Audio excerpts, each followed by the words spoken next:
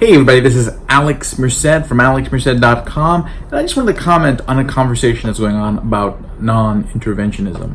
And if you're not familiar with what non-interventionism is, the way I would put it is there's sort of three schools of sort of foreign policy thought. There's interventionism, which basically believes that governments should intervene around the world to different ends, whether it's to benefit one nation to make it richer and whatnot at the expense of others, whether it is to create some sort of agenda for what the world should be, but that the government should intervene. Then there's isolationist perspective, which just means you just don't want to associate with the world at all. You don't want to trade with the rest of the world. You don't want to allow people to travel from your nation around the world. You just want to cut yourself off from the rest of the world. Then there's non-interventionist, which is just basically the idea that governments should not intervene in the affairs of other nations, in the sense that basically government should not make it a center of policy to get involved in what's going on in other nations, because oftentimes governments do it poorly. Governments oftentimes do it they generally do it for the wrong reasons, have bad results, and oftentimes make the problems worse. Okay, so because you don't think governments should do it, which I don't, that's why I'm generally not for foreign aid. I am not for military intervention. I am against mass surveillance. I just want government to kind of basically I'm against sort of multilateral trade agreements. I'd rather that they have unilateral free trade. Why do we need to have countries negotiate? If you are a country and you want to be richer, just allow people to trade. You don't need to have an agreement to do that. You can just sit there and say, hey, let people trade. Your country will be better off. You will be a better place to do businesses, and businesses will come to you because you said, I'm not going to put any quotas. I'm not going to put any tariffs. I'm just going to let people trade. You don't need to get an agreement to do that.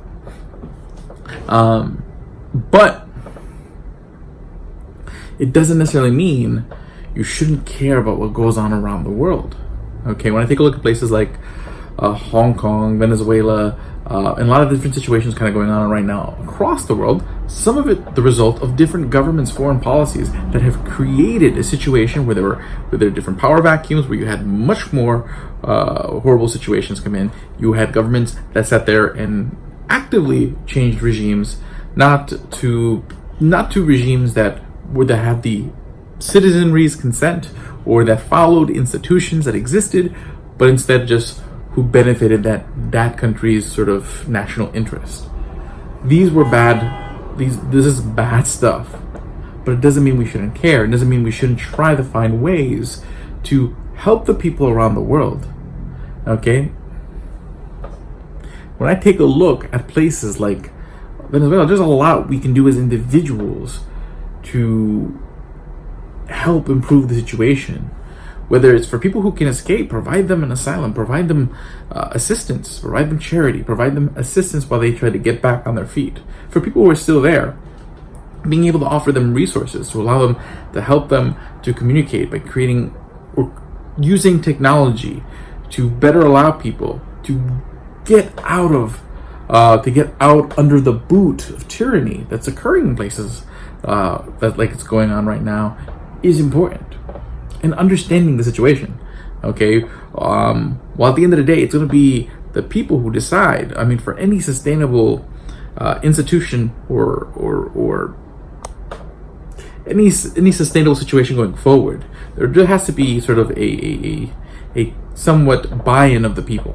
So that's going to take time. It's going to be up to the people to kind of figure that out. But it doesn't mean we can't be involved. It doesn't mean we can't do plenty to save lives, to ameliorate pain, through our own individual actions, through our own individual charity, through our own individual organization with others, to provide people what they may need right now, whether it's again asylum, support, or even just as individuals going in there to be part of the situation, in the sense that there's people who are out there who are going out there to volunteer their medical expertise, people who are going out there to help teach people who want to organize, who want to change, who want to push back and fight for their freedom, and help them and give them the knowledge to organize, make them aware of the technology they can use to change it.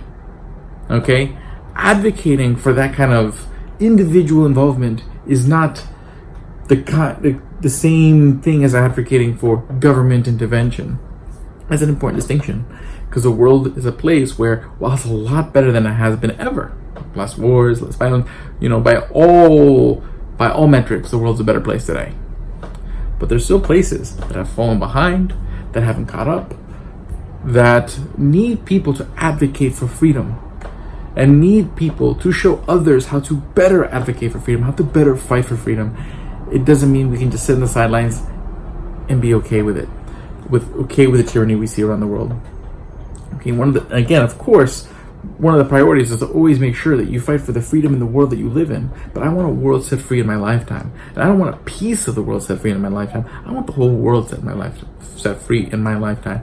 And I think if we work together, and if we put aside the personal politics of feuds that have gone for generations, for decades, and just focus on the fact that there are people out there who need an organized liberty movement, who needs a united liberty movement ready to set the world free in their lifetime, we can do great things. We are doing great things, but we can do even better things. So I know everyone has their axe to grind, everyone has their chip on their shoulder, but realize there are real lives at stake.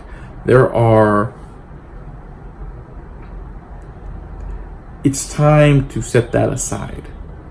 It is time to move forward on what can be done. We all agree government is not the answer. So let's discuss what is the answer. My name is Alex Merced from alexmerced.com, Vice Chair of the Libertarian National Committee. Hopefully you guys have a great day, and hopefully this sparked some thought, sparked some reflection, sparked something that'll inspire something in you, that in your small way, whether it's through your example, through your charity, through your sharing of knowledge, through just being part of the world, that will make the world better. Thank you very much. Have a great day and enjoy.